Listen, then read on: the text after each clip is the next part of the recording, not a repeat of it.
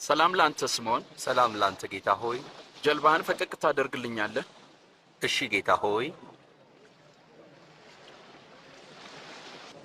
ለመጸለይ አስበው ሁለት ሰዎች ወደ ቤተ መቅደስ ሄዱ።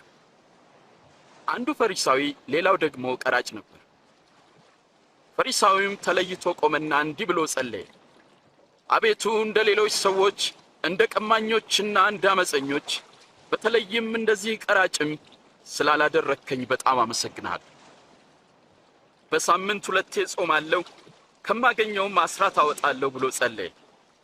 ቀራጩ ግን በሩቅ ቆሞ አይኖቹን ወደ ሰማይ ሊያነሳ እንኳን አልወደደም። ደረቱን እየደቃ አምላኬ ሆይ እኔን ኃጢአተኛውን ማረኝ አለ። እውነት እላችኋለሁ ከፈሪሳዊው ይልቅ ይህኛው ጻድቅ ሆኖ ወደ ቤቱ ተመለሰ። ራሱን ከፍ የሚያደርግ ዝቅ ይላል፣ ራሱን የሚያዋርድ ግን ከፍ ከፍ ይላል።